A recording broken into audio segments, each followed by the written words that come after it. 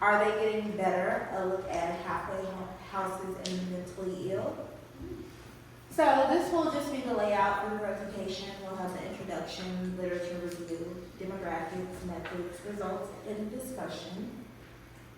So before we start, there are a couple terms that you need to know in order to understand the research and the presentation. The first being recidivism, which is a person's relapse into criminal behavior, often after the person receives sanctions or undergoes intervention for a previous crime. So in other words, what that means is when someone reoffends after being prosecuted for a previous crime. Also, returned citizens, which is a recently, newly released incarcerated individual.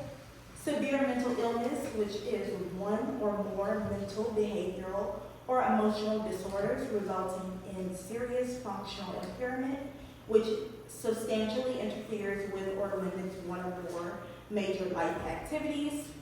And halfway homes, a center for helping former drug addicts, prisoners, psychiatric patients, or others to adjust to life in general society. In this case, we're focusing on halfway homes that are specifically for mentally ill offenders who were recently released.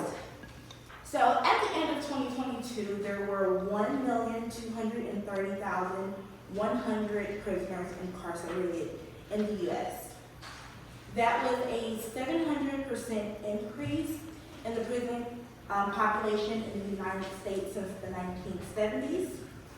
95% of all state prisoners will eventually be released from prison at some point. So this idea that we can lock away offenders and throw away the key just isn't what happens in reality. 75% of those 95% of prisoners released will be reincarcerated within 5 years.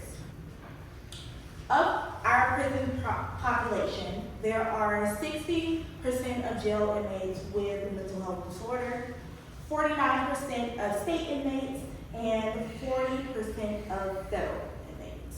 This brings me to my topic, which focuses on the effectiveness of halfway homes in the criminal justice system, specifically for those offenders with severe mental illness.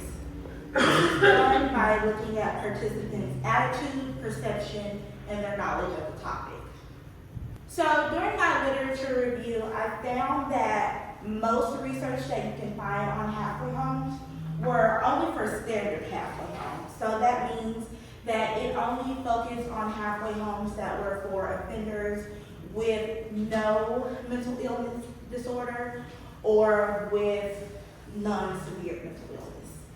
And those articles that I could find that were for mentally ill people only focused on those who were recently released from a psychiatric facility, not those recently released from prison. But I did find in my research that mentally ill offenders face more challenges after being released than those without mental illness. One of the causes could be, once they're released, they may not have the resources to earn a living, no job, nowhere to stay, but also the lack of medication and treatment sessions that they need in order to keep their mental illness at bay. So oftentimes they result to self-medicating. This self-medicating can increase their likelihood of interacting with the criminal justice system and also can cause them to commit other crimes such as burglary or theft to help their self-medicating habit. The research found that access to treatment, such as medication and treatment sessions, are factors that can cause mentally ill offenders to less likely be booked on new charges within a year and also spend less days in jail. In Ohio, there are currently 32 halfway homes where returned citizens can be released to. Of those 32, only 13 of them are specifically for mentally ill offenders. At the end of 2023, there were 7,887 returned citizens admitted to halfway homes. Of those 7,887, 70% of those offenders had some mental illness. And of that 70%, 54% of them had serious mental illness. So what that means contextualized is that most of the population that we are admitting to halfway homes have those special needs that need to be met in order for them to not commit another crime. And we just simply don't have enough resources with only 13 of those halfway homes. So for this study, there were 160 Tiffin University students and staff. Sample comprised of criminal justice and non-criminal justice majors. It was a 2x2x3 between subjects non-repeated measures design. And so I used two things, a knowledge and attitude questionnaire. So the attitude questionnaire included 15 statements where they answered on a Likert scale. There were 5 statements in regards to standard halfway homes and 10 in regards to halfway homes for mentally ill offenders. For knowledge, there was a 30-question true or false questionnaire with 16 questions in regards to standard halfway homes and 14 for halfway homes for mentally ill offenders. So in this study, I completed an independent t-test, ANOVA, and Pearson correlation. And this is just the layout of my design. So we have male, female, criminal justice, non-criminal justice, and then we have undergraduate, graduate, and staff. So I had 9 hypotheses for my study. I broke them down in 3 categories. So we have the attitude hypothesis, knowledge, and correlational. So for attitude, I hypothesized that there would be a significant difference between the attitude of participants based on gender, so male versus female, that there will be a significant difference in participants' attitude based on major, criminal justice versus non-criminal justice, and that there will be a significant difference in attitude based on status, so undergraduate, graduate, and staff. For knowledge, I hypothesized that there will be a significant difference between the participants' knowledge on the subject based on their gender, also based on their major and their status again.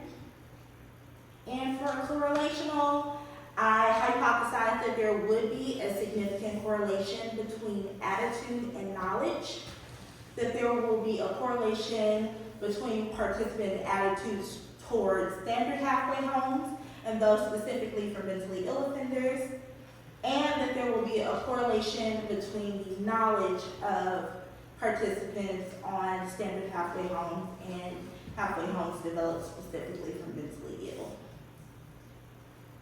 So these are the mean scores graphed out.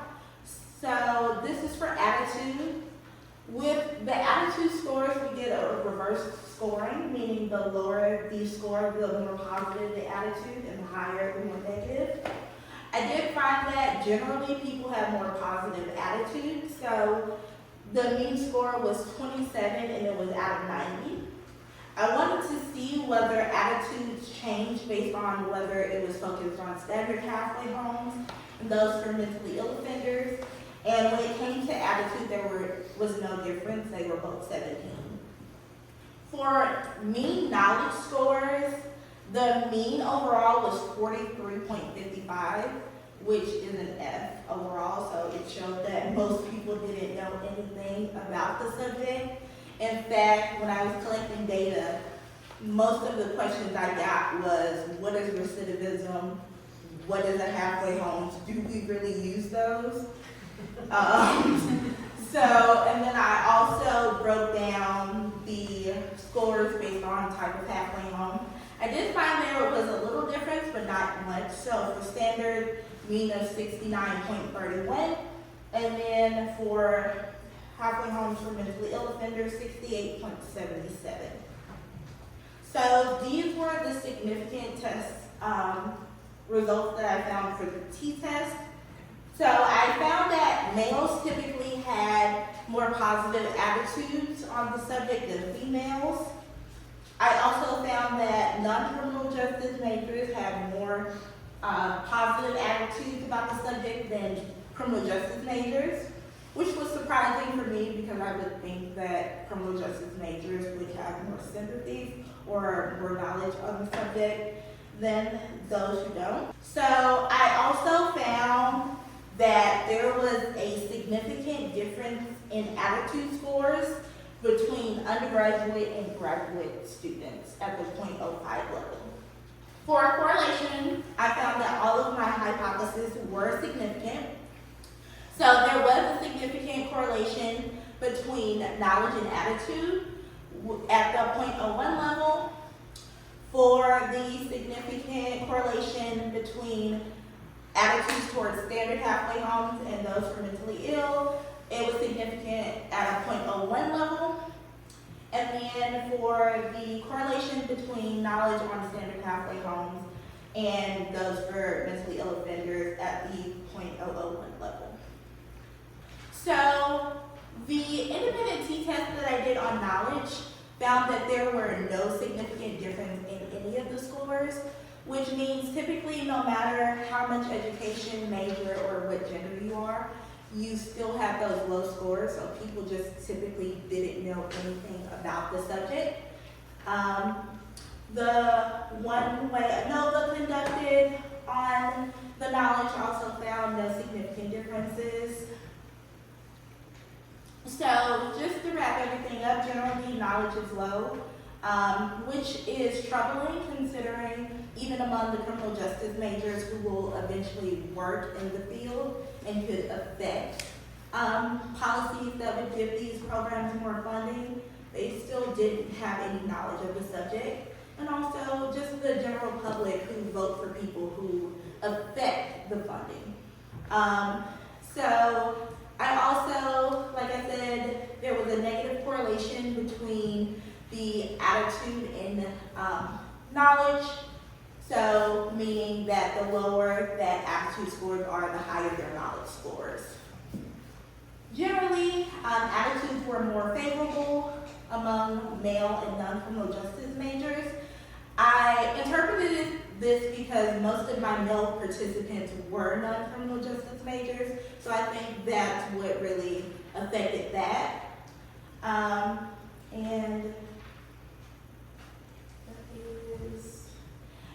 future studies should focus on the source of where participants receive their knowledge or information, simply because we see that people aren't getting correct information, so we should focus on where they get this information.